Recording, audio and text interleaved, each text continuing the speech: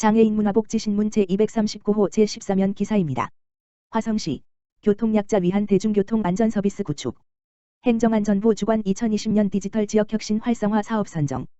화성시가 행정안전부 주관 2020년 디지털 지역혁신 활성화 사업에 선정된 시각장애인이나 저청각자 등 교통약자를 위한 첨단 대중교통 안전서비스를 구축한다.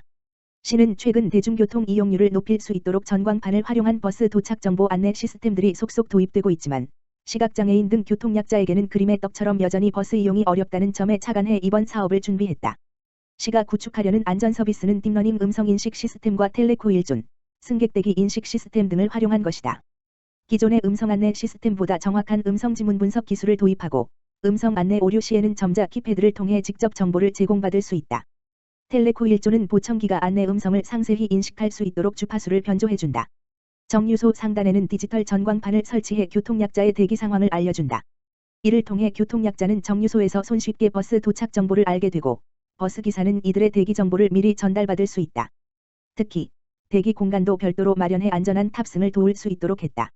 이번 사업은 올 연말까지 국비 1억 4,500만 원, 12.3억 원 총 4억 4,500만 원이 소요되며 장애인 복지센터 및 다중이용시설 등 버스 정류장 20개소에 구축할 예정이다. 또한 장애인과 가족, 65세 이상 주민, 관련 기술 전문가, 공직자 등 12명으로 스스로 해결단민관 협의체를 구성하고 사업 대상지 선정과 테스트 등의 의견을 제안받아 시스템의 효율성을 높일 방침이다. 박노영 첨단 교통과장은 우리 시뿐만 아니라 교통약자의 이동권 보장은 모든 지자체가 해결해야 할 문제라며 이번 사업을 계기로 누구나 쉽게 대중교통을 이용할 수 있는 인프라가 확충될 수 있도록 최선을 하겠다고 말했다. 서울시 권리중심 중증장애인 공공일자리 만든다. 서울시가 전액 20년 약 12억 원을 투입, 스스로 일상생활 영위가 어려운 최중증 장애인과 탈시설 장애인을 위한 공공일자리를 전국 최초로 만든다. 최중증 장애인은 스스로 일상생활 영위가 어려운 장애인으로 특히 뇌병변 장애, 척수 장애, 근육 장애, 언어 및 청각, 시각 등 중복 장애인과 자폐가 심한 발달 장애인이다. 탈시설 장애인은 서울시의 탈시설 정책에 따라 거주시설에서 지역사회로 나온 장애인 약 740명으로 근로의욕은 있지만 근로기회를 제공받기 어려운 실정이다. 서울시는 경쟁이 치열한 고용시장에서 일자리 참여 기회조차 얻기 힘든 최중증 장애인도 헌법이 보장하는 노동권을 누릴 수 있도록 노동의 기회를 준다는 점이 이번 사업의 가장 큰 의미라고 설명했다. 최중증 장애인은 사실상 노동 능력을 인정받아 취업하기는 어려운 노동 취약계층으로 그동안 장애인 일자리 사업에서도 참여가 어려웠었다. 특히 코로나19의 타격이 취약계층에게 더 치명적으로 다가오는 가운데 서울시가 최중증 장애인을 새로운 일자리 지원 대상으로 발굴, 선도적 지원을 시도하는 것이다. 서울시는 우선 올해 맞춤형 공공일자리 260번지기를 만들어 시범사업을 시작하고 시범사업 결과를 토대로 내년부터 확대 추진한다는 계획이다. 공공일자리 참여자 260명은 7월 1일 물결표 쌓인 12월 31일 6개월간 지역사회와 장애인 복지시설에서 주당 14 물결표 쌓인 20시간 일한다.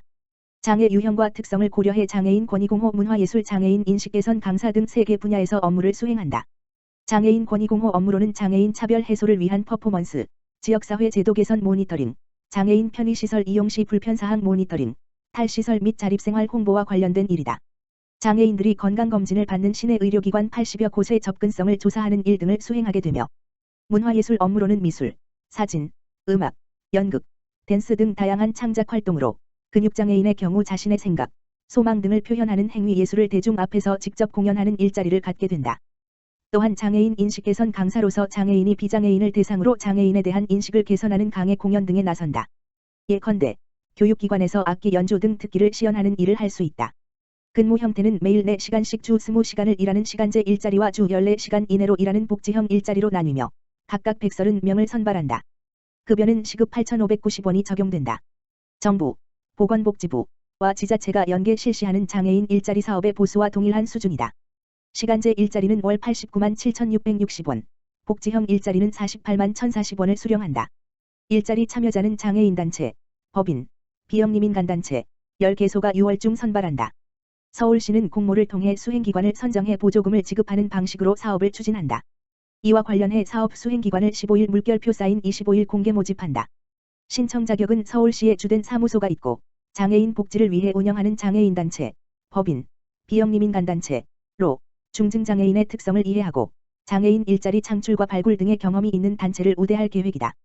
한 개의 수행기관은 시간제와 복지형 일자리 각각 10물결표 쌓인 13명을 배정받아 총 26명까지 참여자를 모집하고 선발된 장애인은 사업 수행기관과 근로계약을 체결하고 수행기관이 지정하는 장소에서 업무를 수행하게 된다. 응모에 필요한 서류는 수행기관 모집 신청서, 추진계획서, 관련 증빙자료 등이며 자세한 사항은 서울시 홈페이지에서 확인하거나 장애인복지정책과 가만전화기 지역번호 02-2133-7465로 문의하면 된다. 장애인 가족이 함께 따라 할 수 있는 온라인 홈트레이닝. 코로나19로 외부 활동 제약이 많은 요즘 화성시 장애인체육회와 화성시 장애인가족지원센터가 장애인과 가족을 위해 온라인 홈트레이닝 건강행을 선보였다.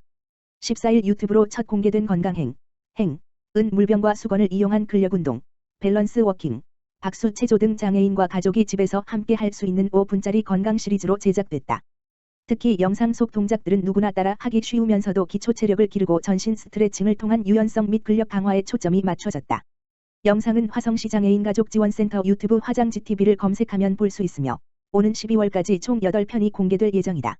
조인성 화성시 장애인체육회 사무국장은 외부 활동량이 적은 장애인이 가족과 함께 홈트레이닝 영상으로 건강한 삶을 이룰 수 있길 기대한다고 말했다. 이번 홈트레이닝 영상은 지난달 28일 화성시 장애인체육회와 화성시 장애인가족지원센터의 업무 협약으로 마련됐으며 체육회 소속 생활체육지도사 7명이 동작 시범을 보이고 센터 복지사들이 영상 편집을 맡아 제작됐다. 문화체육관광부, 열린 관광지 23개소 선정, 장애인 접근성 높인다. 문화체육관광부, 장관 박양호, 이하 문체부는 2020년 예비 열린 관광지 조성 사업 지원 대상으로 9개 관광권역의 관광지 23개소를 선정했다. 열린 관광지 조성 사업은 장애인, 고령자, 영유아 동반 가족 등 관광 취약계층이 이동에 제약 없이 편리하고 안전하게 여행할 수 있도록 기존 관광지를 개보수해 국민의 관광 향유권을 보장하는 사업이다.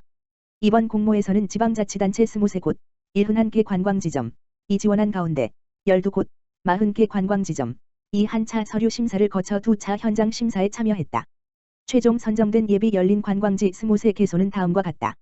예비 열린 관광지는 맞춤형 현장 상담, 컨설팅, 화장실, 편의시설, 경사로 등 시설계 보수를 포함한 무장애 동선 조성, 체험형 관광 콘텐츠 개발, 나눔 여행 등 온 오프라인 홍보, 관광지 종사자 교육 등을 지원받는다. 열린 관광지 환경 조성부터 운영까지 내실 다진다. 문체부는 앞으로도 단순히 물리적인 환경 조성에만 그치지 않고 운영 전반에 대한 관리를 강화할 계획이다. 조성 후 5년이 지난 열린 관광지 현장을 매년 점검하고 국민들이 열린 관광지 추천길 등을 쉽게 찾을 수 있도록 무장애 관광정보 통합 페이지를 별도로 운영한다. 관광지 내 종사자와 관련 지자체 공무원들의 열린 관광에 대한 인식을 개선하는 교육도 확대할 계획이다. 한국장애인개발원 세종발달장애인지원센터 코로나19 관련 긴급돌봄 지원사업 시행.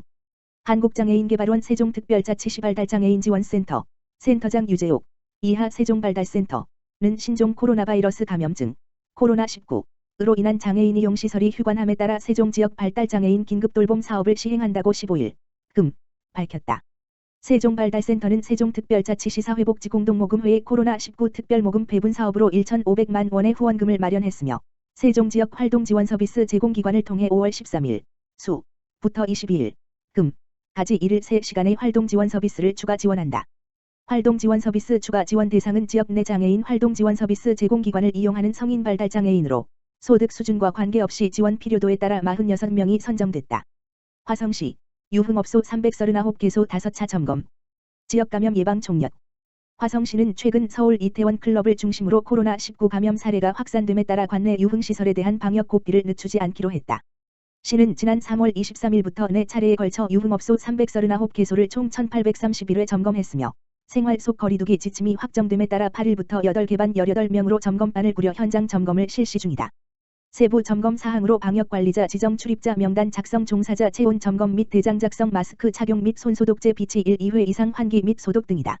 점검은 유흥업소가 성업하는 심야 시간대와 주말에 집중해 빈틈없는 방역 전선을 구축할 계획이다. 특히 경기도가 10일 18시부터 24일 24시까지 도내 모든 유흥주점과 감성주점, 콜라텍 등에 대해 사실상 영업을 중지하도록 하는 집합금지 행정명령을 발동해 해당 업소에 대해서는 경찰과 합동으로 지속적으로 영업 여부를 단속할 방침이다. 행정명령 위반 시설은 감염병 예방법에 따라 300만 원 이하의 벌금과 확진자 발생 시 치료비, 방역비용 등 손해배상을 청구할 예정이다.